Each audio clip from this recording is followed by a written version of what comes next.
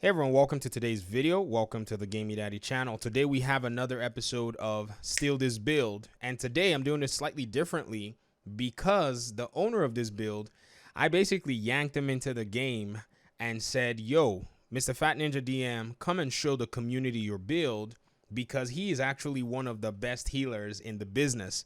Identity of the Identity YouTube channel can vouch for him. A bunch of guys that are on the Identity Rebels aspect of things and people who've watched me on stream back and forth can tell you that if not for him, we would have had a lot more embarrassing wipes in our gameplay. Now, I'm going to let Mr. Fat Ninja DM introduce himself so that you guys know about him and why he actually plays a healer, or according to the classic RPG people, the mage type of builds in this game. So, Mr. Fat Ninja, tell the community who you are. All right, thank you, Gaming. Yeah, my name is FatNinja DM. Been running role-playing games in the Dungeons and Dragons system, also Pathfinder, and many other role-playing game systems on and off for over 23 years. Just an overall nerd. I love comics, anime, just general all-around nerd stuff, and yeah, from what Gamey said, people really think my build is good. I really don't think it's that special, but I really do appreciate the kind word. So yeah, Gamey, let's go ahead and crack this bad boy open. All right, cool beans. So what we're gonna do is I'm gonna inspect Mr. Fat Ninja DM's build while he kind of walks through, the different pieces and why he's using this build paradigm. Now, again, like he said, he said there's nothing special about the build, but I think the player is actually the best, element in a build. So, Mr. Ninja, you're using 4 pieces of future initiative, including the chess piece. You're using an Alp Summit backpack and a Wyvern knee pads. Can you tell us why? This is for new players. Why you're building like this. What's the point? What's the inspiration for this combination? Okay, well, like you alluded to earlier, Gamey, I do come from a role playing background, and you said the mage. Actually, I go by the cleric because the cleric is the healer of See a how party, much and RPG I know. Wonderful.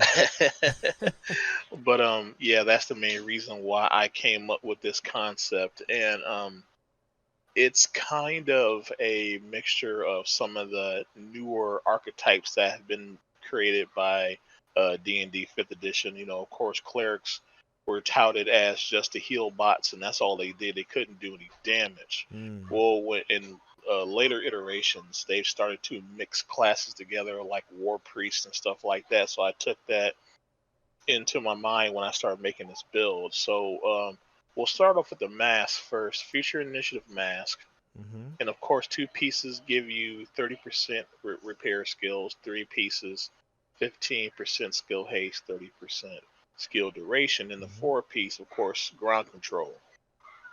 While you're at full armor, you and your allies get 15% damage to your weapons and skills, but you got to stay at full armor. And when you heal an ally, you repair 60% of that amount. So you really don't have to worry about healing yourself, because when you heal somebody, you get that, yeah, I guess in layman's terms, I guess you get a kickback Ah. from healing someone. So okay, so we'll go into the mass. Of course, you got one skill tier, and the reason why I was going with critical hit chance on this one, I did roll it because you see the first one is rolled and then a critical hit chance mod. Mm-hmm. A lot of times, of course, people complain when they run a skill build.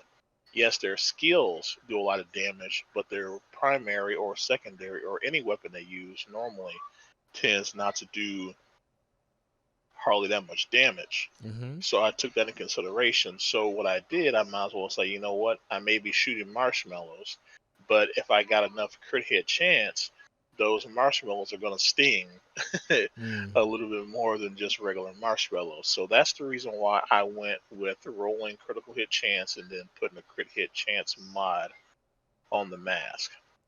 I see. All right. So now moving on to the chest piece. Mm-hmm. Unfortunately, the chest piece and backpack is locked behind the raid, so I will give a alternative to the chest piece here in a moment.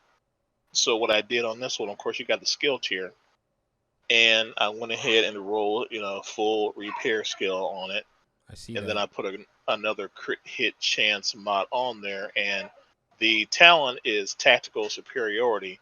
Ground control damage bonus goes from 15% to 25. So as long as I'm in cover and staying at full health, full armor, all my allies and myself, we get 25% extra weapon and skill damage on top of whatever other buffs are being active by the team.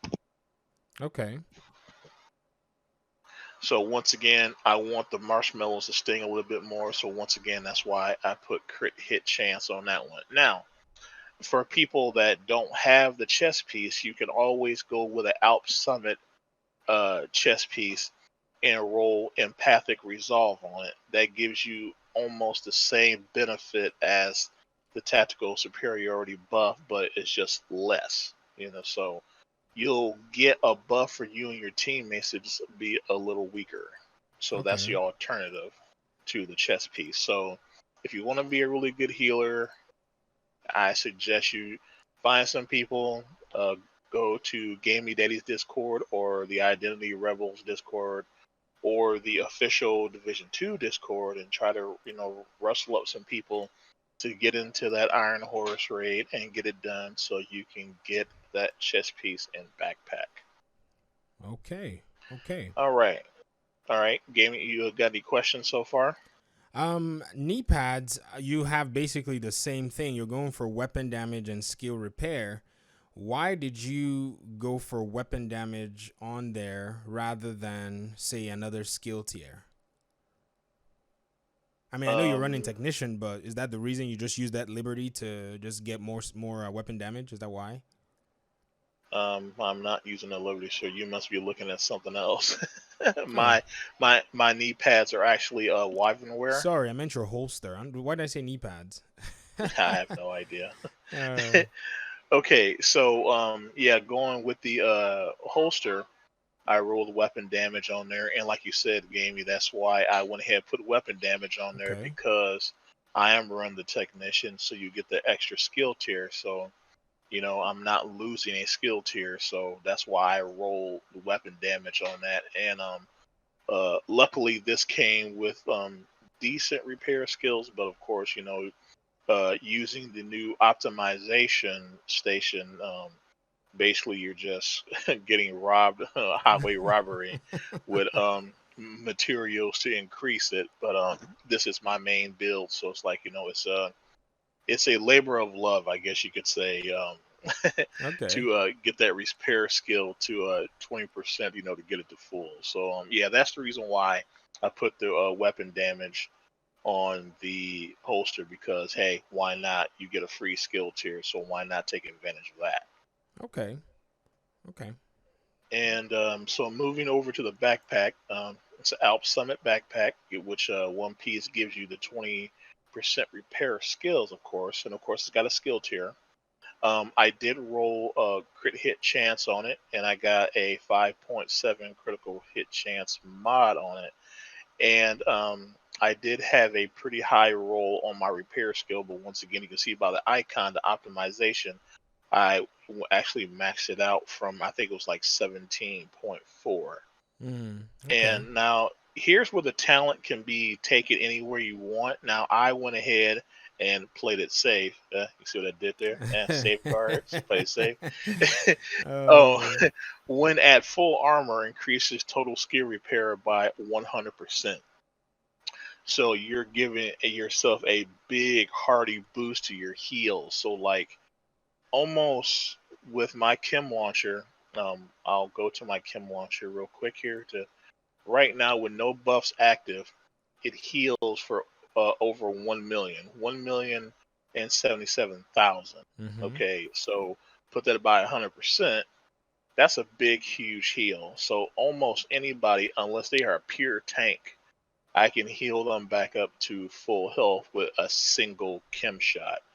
And with the technician, you get duration on some of your mods. So especially for hives. So if you're running a healing hive, which I am not actually, but just for sake of going the healer route, if you want to throw down a healing hive, the technician has a 10% duration. So that healing hive can sit down there pretty much for a whole entire fight unless all your healing drones get sucked up by people getting hit too much. But I digress. So back to the chem launcher.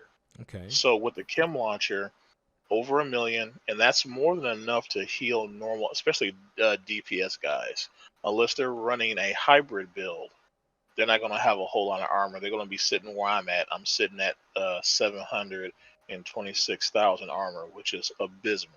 That's why Mm-hmm. I stay in cover. Mm-hmm. Mm-hmm. So that that's why I'm running safeguard on the backpack. But when you're healing for over 1 million, that is a standard minimum of healing. Like I said, unless somebody is running a full tank build, you could normally heal somebody back up to full armor with just one chem shot. So you could swap out safeguard for another talent that can buff up your weapon damage, or maybe help buff your teammates like galvanize or something like that. Maybe put on a status skill, and when you use that status skill, you would get some bonus armor to your teammates. I mean, granted, 726 armor really isn't a whole lot, but still a little bit of bonus armor is better than none at all. Very true. Very true.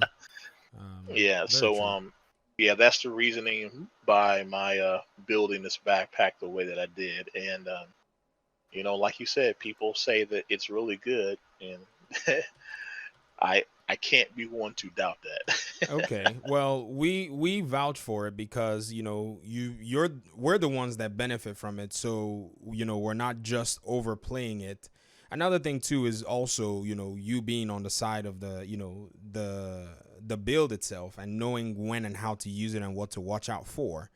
And so my guess is, in short order, your weapons are just designed for damage. Why did you pick the carbine 7 or carbine 7, however people say it, and why are you using the Scorpio? What is your reasoning behind these weapon choices? All right. Well, simply put, the Carbine's 7 is very accurate, and there are other better weapons that do more damage, but in just my experience, a lot of the recoil, I tend to have problems with it. So with the Carbine, I don't have those problems, and plus, the Carbine 7 that I picked up is actually God ruled, as you can see. Mm-hmm. And the reason why I'm using Ranger, because I'm always fighting that distance, of course, unless some baddies rush up on me, but I'm staying far as I can in the fight, so I'm getting that amplified damage, so Nice. more damage, better accuracy means more DPS on the enemy, so I'm not missing as many shots. And the Scorpio, of course, is just the Scorpio. I It mean, is a come on. Scorpio. It's the Scorpio. I really don't have to explain too much with that. Basically, what the reasoning by the Scorpio is, if somebody does rush up on me, I don't have a lot of armor, so I take one hit, I'm gonna be almost dead. So I need to stop them quickly. So of course, not only shotguns hit really hard, with the Scorpio with the status effects, it can basically immobilize somebody and either A, allow me to get away, or B, allow one of my teammates to burn them down quickly before they can get another hit on me. Uh, that makes sense. I mean, it's just interesting the way you use it. You use it to stop enemy NPCs. I use it, depending on what build I'm running, to either spread more status effect to other enemy NPCs and deal status effect damage and and trigger multi kill parameters. That's how I use it. So it's interesting Yeah. that the way you used it, yeah, I mean, it's obviously written in the description, but how I tweak it to use in my multi kill build, for those of you who haven't seen that build, shameless plug, it's a build that emphasizes, adding status effects to crowds and hordes of enemies and making the status effects spread so that you can get multiple kills in an instant. So it's a very good way to clean out, not just crowd control, but literally melt a horde of enemy NPCs, whatever difficulty you're playing. Yeah, One thing that we exactly. missed is your knee pads. Why are you going with Wyvern since you're a healer? Why do you have a Wyvern pair of knee pads? All right. So the reason why is just skill damage because I didn't say this earlier, but my other skill, but you can probably see from gaming screen, is the assault turret. Mm-hmm. So 10% is extra 10%, and of course Wyvern Warrior is a skill tier, so it fits in nicely to the skill build of a healer. And I rolled skill haste on it, so in case I have another skill that I want to switch out, it's not as bad as a cooldown. But of course, like the favorite skill, the Seeker Mines have a completely horrendous cooldown. Uh-huh. So 12% is really not that much off of like 34 seconds, but it's better than nothing. But the skill damage, that's the way it was. So I'm almost getting 19% skill damage, extra skill damage for the turret, just by having one piece of wyvern wear. Okay. And like the skill haste, I might just end up re-rolling that maybe for Incoming uh, repairs. incoming repairs or crit hit damage, Mm, or maybe a little, get a little a trickle of armor regen. So there's multiple ways that could go. okay. Okay. Well, thank you so much, man. That was actually really cool. I appreciate you being willing to step up, and your crit chance is it's showing on your weapon that your crit chance is actually at 54.7%. Your crit damage is a 45%, and headshot damage is 75%. So to me, I say for a healer build, that's actually pretty cool. To be able to have decent damage. I mean, it's not scaling out of hand, but you only have one red mod. But then you've been able to kind of like skillfully pack in some nuggets in there so that you can at least, knock out an enemy NPC that comes your way, and still be able to, contribute in terms of just, pure weapon damage. But at the same time, as you explained, keeping your DPS players alive and keeping your team members constantly buffed with the chess piece that you have from the future initiative piece, the skill there, tactical superiority, basically increasing the team's damage when they're fully healed to 25% is definitely a huge welcome addition to the missions and all this stuff. But I appreciate you, Mr. Fat Ninja DM, for being willing to do this, man. For those of you who are new players, this video was basically targeted towards you guys to help, put some things in your purview and your perspective so that you can see why we actually build this way. Now, this is my second account, and so you can see the technician skill. There are a lot of different parameters that it actually comes with that favors a skill player. And it's interesting to see other people run healer builds, which if you gave me a healer build to put together, I'll probably run it slightly differently as well. But I appreciate the fact that in the community here in the division, we as gamers, we run our builds differently. And in the case of Fat Ninja DM, he's coming with experience of multiple years of playing RPGs. So, Mr. Fat Ninja DM, thank you very much for sharing this build with us. For those of you who are watching, steal the idea. Go ahead and use it, tweak it however you want. I'm going to sign off. Mr. Fat Ninja, sign off, and let's get out of here. All right, thanks again, Gammy Daddy, for this opportunity. And yeah, guys, when you least expected it, I just stole your critical hit and you, and your sandwich. you and your Later, critical folks. hits. All right, folks, take it easy. Peace out.